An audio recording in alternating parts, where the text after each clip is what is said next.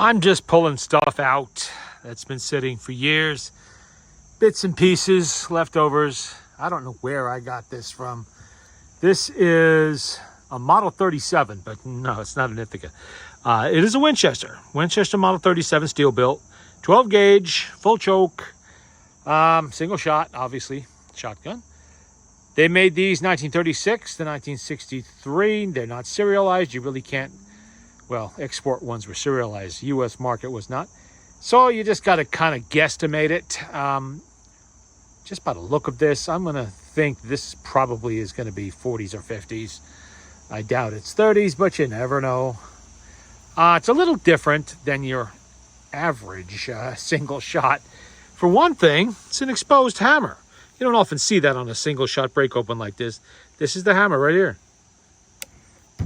There you go. And yes, I did check to make sure it wasn't loaded. And I show the markings. Yeah, these are pretty common. I mean, Winchester made a huge number of these. I don't know exactly how many, but I've encountered many of them over time. Don't know what they go for these days. Probably a few $100, I'd imagine. Mechanically, this is actually in very good shape. It's tight, locks up tight, hammer's good, everything's good, the firing pin's good. The bluing is turning more brown than blue. Somebody had coated the wood, or maybe that was the factory, I don't know, but there was a coating on there. It is coming off of the wood. Buttstock is even worse. You can really see it's got, it's molting. Not really. Oops. And there goes everything on the ground. That's nice. Come on, close up. There we go. Typical working man's bird gun. You know, there's a lot of single shots out there, and they still make them brand new, so not like they stopped making them. I do not believe Winchester is in the game anymore, making at least single shot shotguns. I don't know if they make shotguns at all. I really haven't kept current with what Winchester's doing, other than their Model 70 and, you know, the various lever guns, which I assume they still make. Take a good look at it there. It's got, what's on the butt plate? Winchester. Okay, that makes sense. I just put a mop down the board, chase the dust bunnies out. I'm going to wrap it up in that cling wrap you saw falling to the ground a minute ago. And I will store it back away again. I just wanted to make sure nothing was happening to it while it was sitting in storage. And nothing did. I used to find stuff like this at the flea markets all the time. Now, of course, that we are the communist state here, so there is no longer any kind of weapons allowed to be sold at the flea markets, even hunting shotguns like this. So you can travel around flea markets all you want in New York State. You're not going to find too much, at least in this part of New York. You're not going to find any guns.